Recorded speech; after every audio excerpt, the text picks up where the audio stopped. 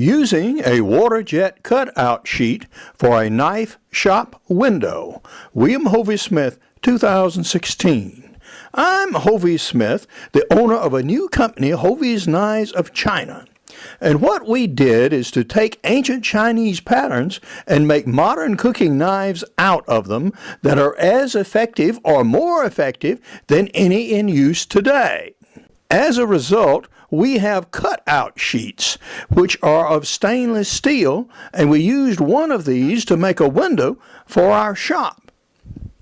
Now, this shop window was made up by me and installed, and here we go and tell you about it. This is Hovey Smith, the Backyard Sportsman, and I'm the owner and founder of a new company, Hovey's Knives of China. And what we have done is taken ancient Chinese designs, some perhaps 3,000 years old, and use these as inspiration to make modern cooking knives that are equal or better than any in modern use. Now, here is one of our smallest. This happens to be our caterer's friend, and this is one of our largest, our cabbage and duck chopper. The preparatory steps consisted of cutting the spruce 2x4s to length, making two 20mm deep cuts in the spruce with a skill saw to provide a shelf for the steel and glass to rest upon, and making cuts on the end of the spruce 2x4s to allow them to be glued and screwed together instead of the dovetail joints that are usually used. These knives have many unique attributes of which I have explained in individual videos before.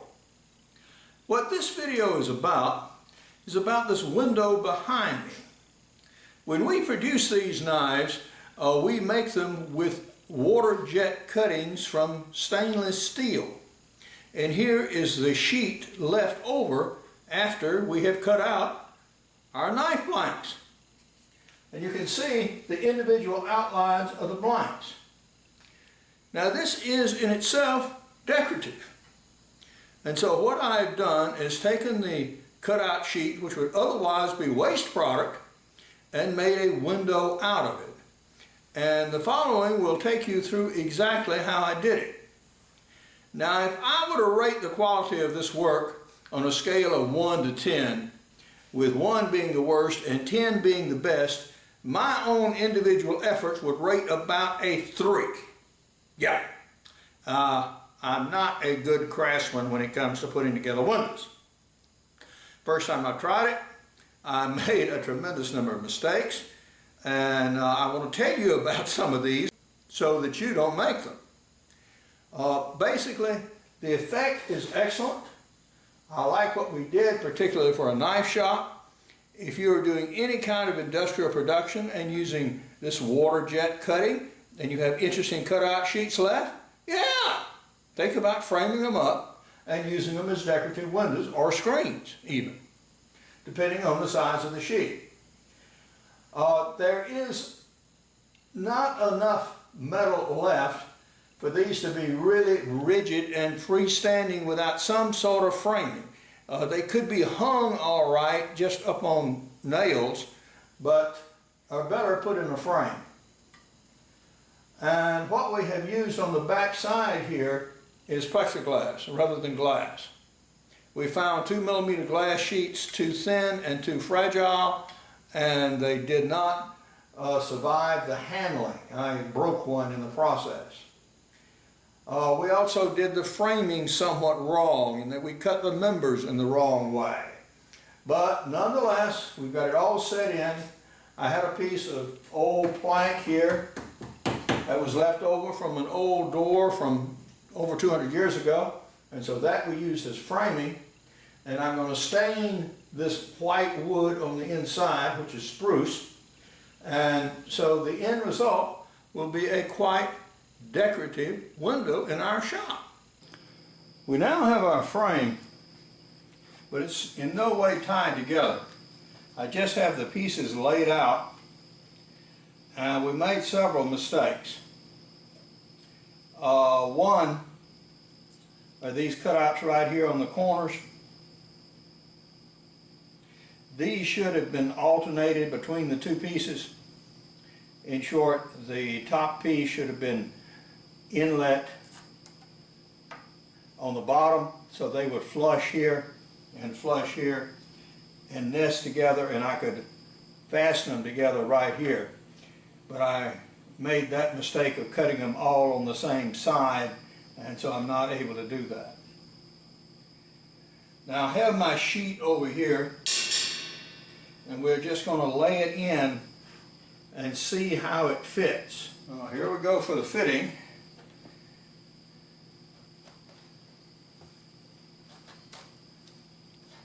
See how we did.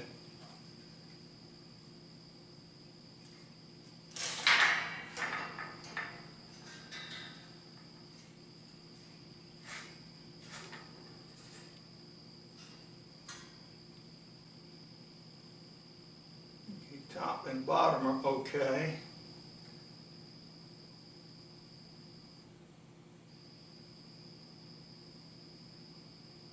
But these sides need to come in at least an inch. We now see a tri-fit of our piece of sheet metal screen in our frame, and we can take a closer look and see how we're doing.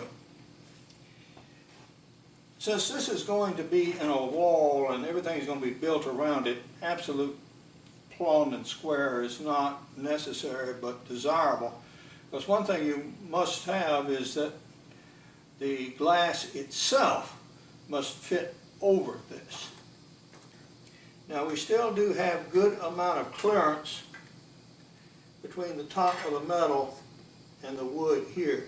So we did allow sufficient clearance for the glass to lay on the top of this.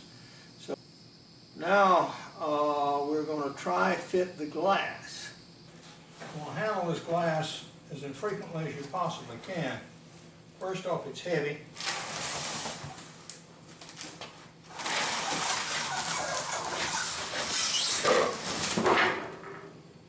And secondly, the more frequently you handle it, the greater your chance of breakage. And there's not another sheet in town.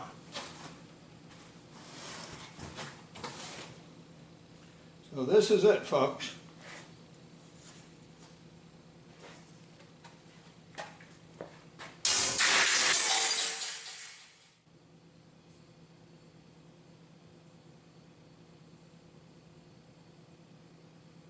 Well, there goes one.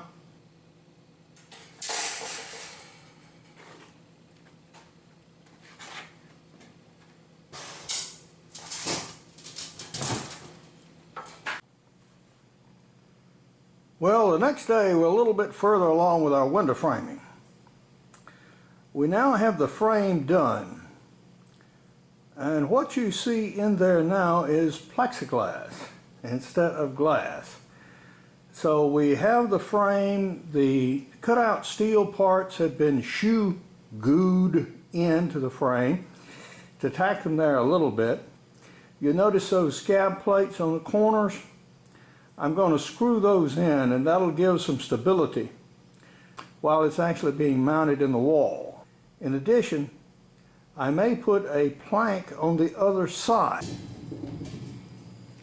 Turning this window over is going to test the strength of this frame and see if it's going to hold together at all. So this is really a critical step here.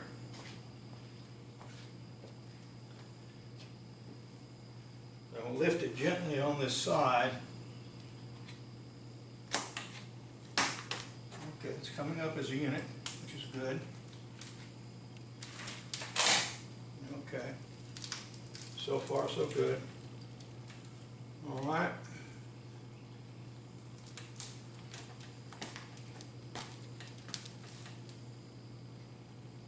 Going to have to move it here.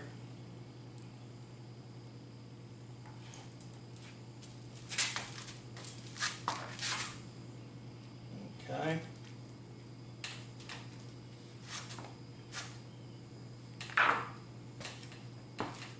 And gently lay it down to its other side.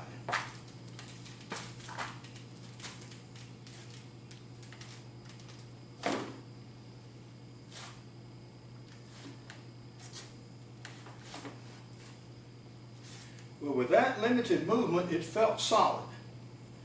But I'm going to go ahead now and caulk this side, which is going to be the exterior, and put on this temporary reinforcing plank.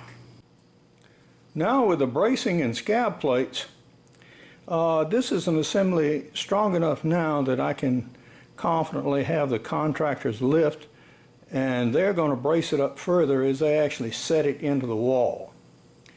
But yeah, my task is now basically done. I'm going to clean up some of this caulk a little bit, and that'll be about it from my end. From here on out, yeah, it's pretty well up to them. If you want to participate with us at Hovey's Knives and actually make some of this interesting cutting-edged cutlery, like we have here, this is our offset fish and sushi knife. There are a couple of ways you can do it. If you sell our custom knives, we offer a 25% commission on sales, unusually large. If you wish to actually make these knives, you can come here to Whitehall and we will give you an internship and teach you about these knives, teach you how to market them, teach you how to make them, teach you how to use them. And then you'll be able to more effectively sell. And if you sell a knife that you make, you keep 95% of the retail sales and we take a 5% royalty. These sorts of arrangements are available, and at the end of the video there will be some contact information. But now, this is Hovey Smith, reminding you to hunt what you eat and eat what you hunt. Be legal, be ethical, be safe, goodbye, God bless, and see you next time. This black and white profile better shows the decorative elements of the screen. Now this is a logo that I'm going to be using on some of my knives and other products. These are still pictures from some of the 15 videos that I have of these knives when they're actually used in cooking situations. Now I will have stainless steel cutout sheets available for sale. Some of these are professionally framed. I also have already framed some saw blades with cutouts that will be covered in another video. For more information on how to become a salesperson or a knife maker, you can contact me at the following address. For more information, you can go to www.hoveysmith.com. Good hunting and good eating from the outdoors. Goodbye and God bless.